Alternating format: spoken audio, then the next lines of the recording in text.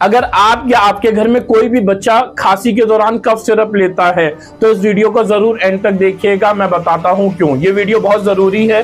कुछ cough syrup ऐसी मिली है जहां पे डाइएथाइलिन ग्लाइकॉल की जो कंसंट्रेशन है वो एक ऑप्टिमम कंसंट्रेशन से ज्यादा है, जिससे तमिलनाडु में कुछ बच्चों की डेथ भी हो गई है।